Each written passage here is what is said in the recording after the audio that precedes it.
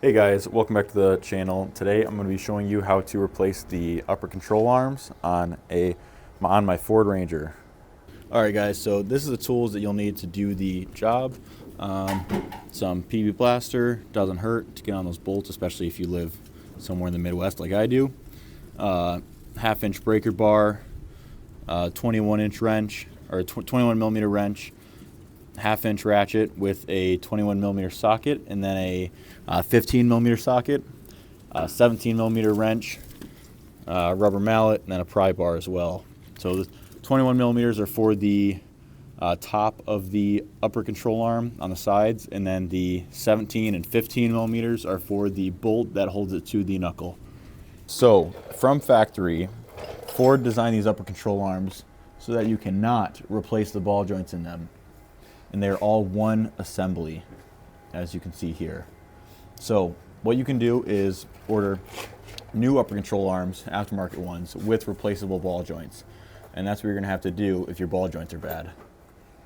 So once you take your wheel off and jack the truck up, you'll notice that it's only 3 bolts holding the upper control arm on. You have one here in the bottom that goes into the knuckle, and then you have 2 on either side of the back of the upper control arm with the bushings. So we're going to start off with this one at the bottom, which is, I believe, a 14 millimeter for the nut, and then a 17 millimeter for the head of the bolt.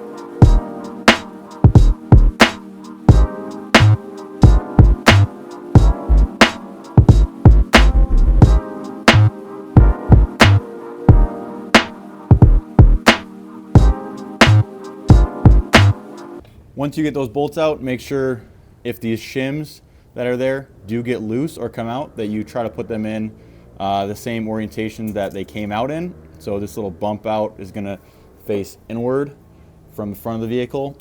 Same thing on this back side. So mine came loose. Yours might be seized in. In that case, it's just a little easier to locate where the bolt needs to go. This little bump out is going to face towards the shock. And just try to put it back in place as close to where it was as possible. These control your camber and how far back the control arm sits from the outside of the vehicle. So just try to put those in the best you can. Obviously, once you change your control arms, probably a good idea to just go get in alignment anyway. But as you can see here, we got the old one out, and this new one, like I said before, has a replaceable ball joint that can be pressed up, and also it's greasable as well for the top. And this is the old one. Like I said, it's just one assembly from the factory. Not really sure why they did that, but that's why it's important. You got to watch this video before you go ordering ball joints, which is what I did. Just wanted to interrupt and let you guys know I put the link to the control arms that I bought for my truck down in the description below.